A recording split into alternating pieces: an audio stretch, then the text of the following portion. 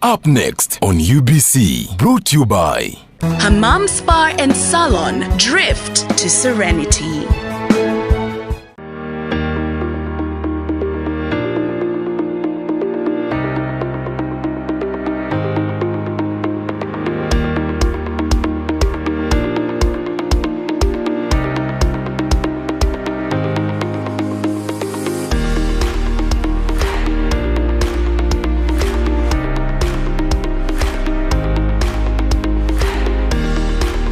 And good evening.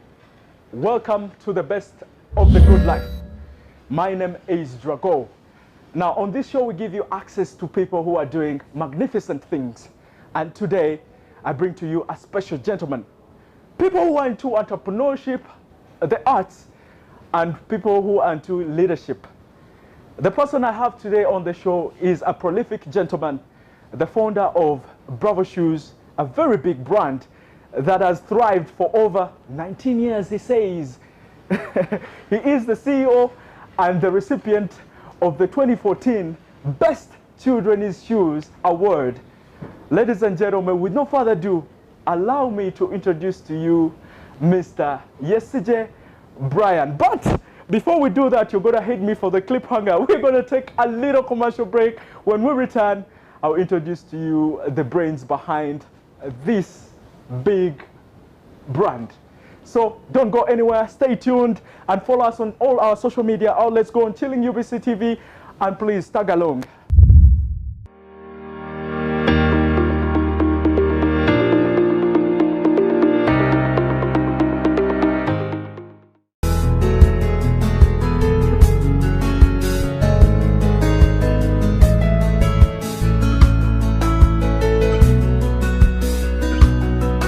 Come relax, indulge, enjoy, and experience the beauty of relaxation. Feel pampered and rejuvenated with our unique state-of-the-art massage chairs and weight loss machines.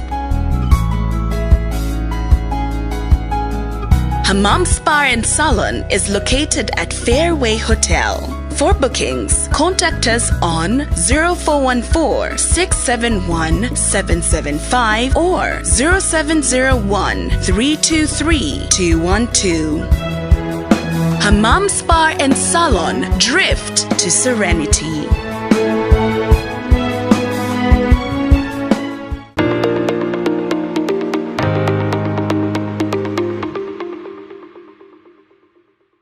Shoes are much more than footwear. They make a statement of taste and style. This week, I caught up with Mr. Yesigye Brian, owner of Bravo Shoes, an export and import Ugandan company that deals in sale and production of go-back-to-school shoes. Bravo Shoes Limited is a well-established business that has been trading in children's leather shoes for the past 14 years. This business started operations in March 2000 as a small corner kiosk that has over the years grown into a brand for children leather shoes, accessories, and other associated footwear support products like shoe brushes, strings, and polish. Having had the opportunity of trading in children's shoes this long, they believe they have impacted countless lives with their brand. This coming from the testimonies that their clients continually give.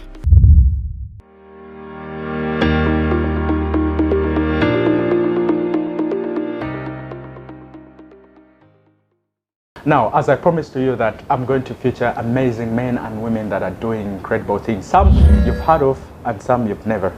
90% of this conversation is going to be about business, so all business savvy people should stick around. This man is going to uplift you and inspire you. Mr. Yesigye Brian. Yes. This is a fortress. Yeah. Oh my God. Yeah, you know, it's one thing to speak about a brand from another place, and it's another thing to come and actually check it out. Yes. I'm so overwhelmed by what you've got here. And how did it all come into perspective? I mean, you started wanting to venture into shoes. Where did that idea come from? Definitely, actually, it was not, this is not my background. I started because I loved fashion, and my startup was about clothes, because At that time, I was only employed by one person for about 2 years. Your original passion was in clothes? Yes, and style and fashion, definitely. Okay. And I like to be smart. So I ventured into clothes to make men very smart. Good tie, good shirt, good trousers, good suits. Until later, I realized that yes, much as you do that business, it will not live longer, because as we age, definitely you find that those who are supporting you, your OBs and OGs, as OBs grow, or OGs grow, tastes and preferences change. Probably they focus from themselves and onto children. And myself, as I was approaching my my 4th floor, you know the 4th floor? No. Probably you are on the 2nd floor. Or the 3rd one. 4th floor is about 40 years, you know. Oh, yeah. Yeah, so I thought of something that would keep me more vibrant in business, that would keep my mind very sharpened. And I realized that yes, when you go branding, it's one of the greatest, because the whole world is under branding. Okay. And once you're doing business that is just that has no identity, it becomes so challenging over time. I had wanted to do, of course, shoes and clothes at the same time. Children's shoes? Yes, yes. Then, but I said in shoes it must be children, because children's shoes are a necessity, not a luxury. Oh yeah. Yes, and I realized that given in a country, most parents were suffering with children's shoes. And I said, yes, I'll venture into children's shoes. And somebody inspired me. It's a long story, right from Istanbul, when I used to travel a lot in Istanbul. And there's this small kid definitely who used to like me so much because I'm an African. And one question, the kid started knowing English, he had to make sure that he learns how to ask me why I'm black and I have white teeth. So it was very interesting for them to see, because that time very few people, blacks, were in Turkey. Yeah. So and the father was doing shoes just on a small scale. So I liked what he was doing. Yeah. So we sat down. The man didn't know English all the time, so it took me about 3-4 years for the child to master some English, to be able to communicate between me and the dad, because oftenly I would make about probably 4-5 sectors in a year into that country. Yeah. So I sat down, I said, yes, really, how can I inspire myself owning a brand? Yeah. So it's until then that I decided to say, among my 3 names, I should be able to give one name to the brand. Bravo is the name of the brand. But I know what Bravo means. Yes, Bravo is definitely is excellence, but my name's Yesigye Brian Bravo. That's my 3rd name. Is it on the certificate? Yes, absolutely. That's where I derived the brand. Wow. And that's why you see Bravo Shoes here. Yeah. It's my 3rd name. Yeah. So I realized, I said, yes, I'm not going to concoct names of bringing up a brand. I said, I would feel very proud of myself when I own a brand and when it originates from my name. And that comes because you have seen so many brands. I found out what Suzuki is, what Toyota is, and I realized that, yes, these are names that probably, yes, of ownership. Yeah. So I said, no, I will not make a brand that is a name that is concocted. But you know that entails a lot. Yes. You've almost put a weight on yourself, because absolutely. You have to keep up. Absolutely, because it's a brand. You know, when you respect your brand, you know, brands are not owned just solely to make money. It depends on your mission. Wow. Wise words. Yes. So when you were in Turkey, you said, did you think of the market when you got the idea from there? Did you think about the local market here and how you will infiltrate the market? You know, let me tell you, if you start up a business when you have a mission, there are some of the things you don't put in consideration. Because you're looking at your brand excelling. Okay, what was your mission? One, I wanted to be among people that can own brands. You know, when you own a brand, even if it is making losses, you die with your brand. You make sure that your brand must succeed. Because you say, no, I can't derive a brand out of my name and the brand fails. I would have failed myself. Yeah. And that's why you see all these brands, majority of them are thriving. Okay. Because the original owners, the people who have started them up, they have the mission. Why? And they must do everything to see the brand Exactly. You addressed this some time ago. I think you had like a gathering where you were given a floor to speak, and you also wanted us to shine a spotlight on this. You needed us to discuss about making our daily lives count, living life to the fullest, no matter the prevailing situations. Why exactly do you want us to address that? You see, especially the young generation, and even the old, you've seen people live a life of all the time accumulating. Accumulations. And then you find that we can't sustain that. I've always told people that be happy no matter the situations. And people have always asked me, how do I be happy when I am very challenged? Then I tell them, happiness is not the absence of problems. Because challenges are inevitable in life. Okay? But happiness to me is having the capacity to go through all the challenges that you encounter. That's the most happy person. When no challenge breaks you down. For example, we find that we have something that I call the 8 wins, that I term them as the 8 wins. Of course, we have the fame, when you're at the helm. You have the money. The fortune, the glorification. The praise. The glorification. The glorification. Probably you had a big office. I've always told the young, you have a big office. Probably you're the manager, probably you're the managing director. Probably then you're dismissed at one time that all the accolades and all the praises are no longer with you. How do you manage yourself? Because we have the lower ones, the decline, you know, when you suffer loss, the decline, the lowest ones, you know, when you are up there, then you've lost your job, probably people used to take you at a certain level, or probably you have been embarrassed, or probably you have got something that to put you down in society. Probably you've been married, probably you're encountering divorce. Again, probably people used to know you up there, then you know probably the decisions you're going to take in your life, and these decisions are not going to go down well with your external.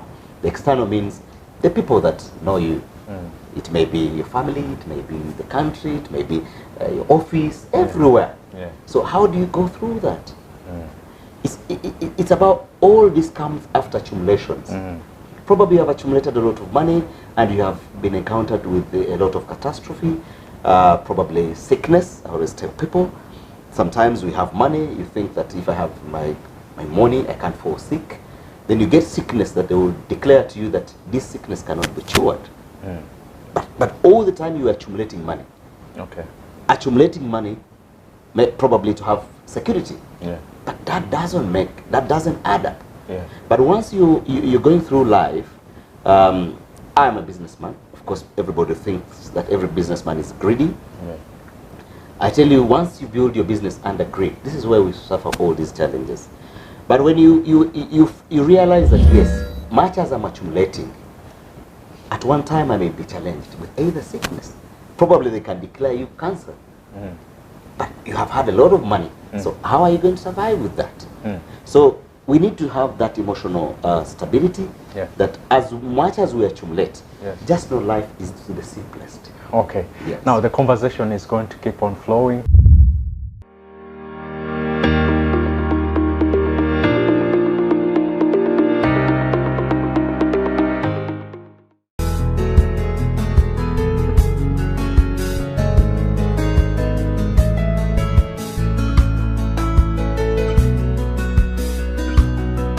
Come relax, indulge, enjoy, and experience the beauty of relaxation. Feel pampered and rejuvenated with our unique state-of-the-art massage chairs and weight loss machines. Hammam Spa and Salon is located at Fairway Hotel. For bookings, contact us on 0414-671-775 or 0701-323-212. Hammam Spa and Salon, drift to serenity.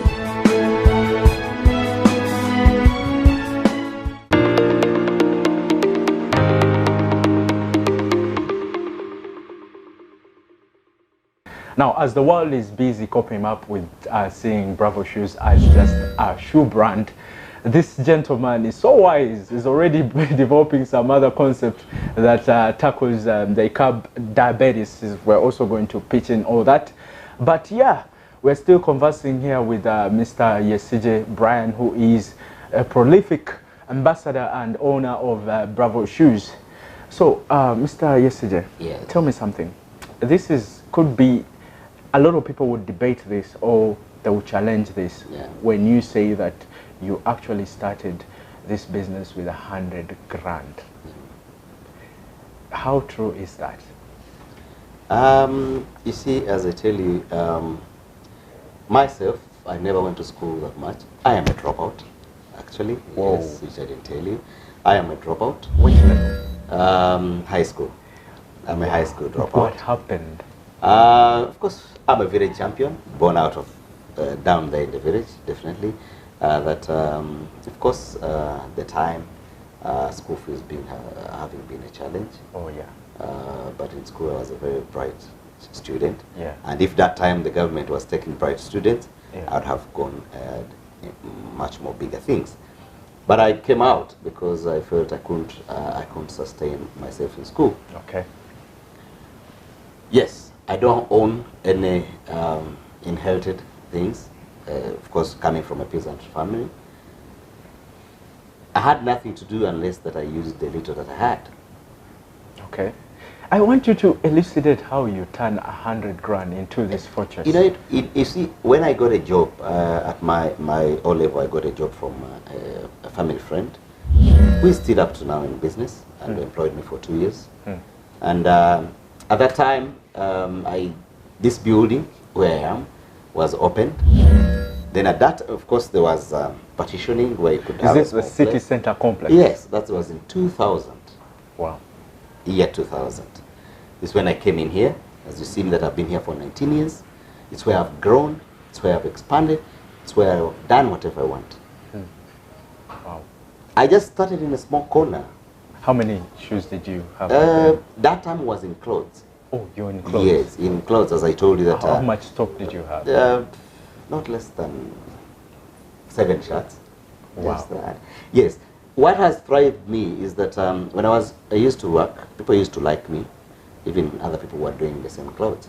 So when I got my place and I rented it 100,000, because as you see this shop, we were different people. So I came in fast.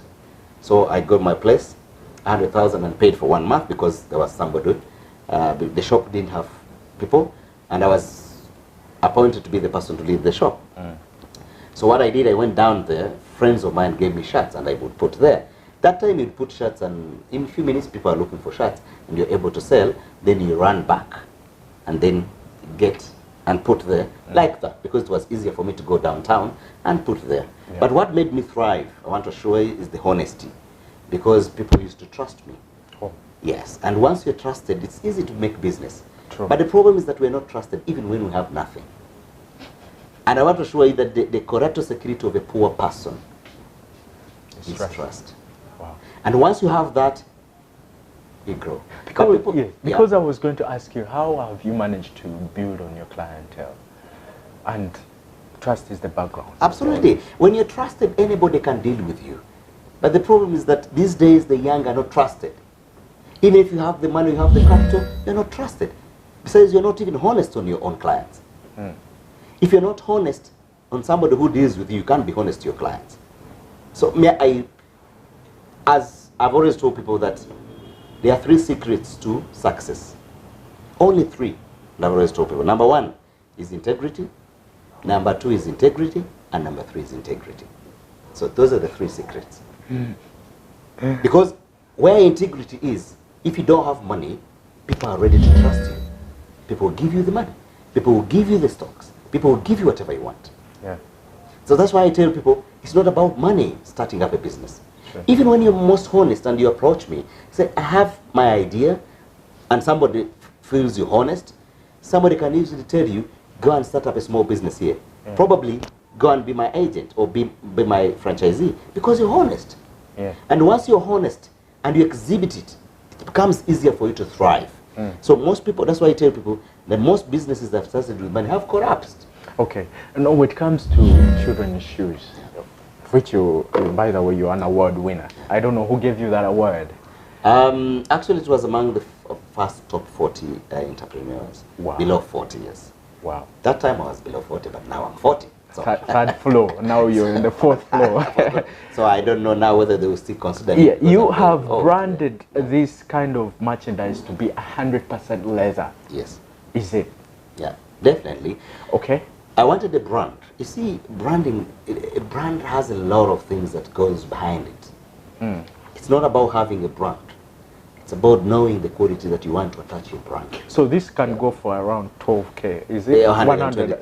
120,000. A brand is a bit expensive. Yeah, because I was going to ask you about the pricing. Yes, Hasn't it been expensive, I a would say, challenge? but it's the cheapest, you know. I call it cheap. If I sell a shoe at 120,000, and I would tell you this is a comfortable shoe.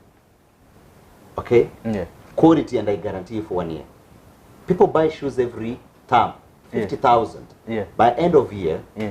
it's 150,000. Yeah. So even that, Yeah. some finish the term when the shoes are gone, but because they are budgeting every time, the child must be like that. So Buying we shoes. put a lot of health, Yeah. because I've realized, as I told you, that so many children are getting diabetes. Yeah.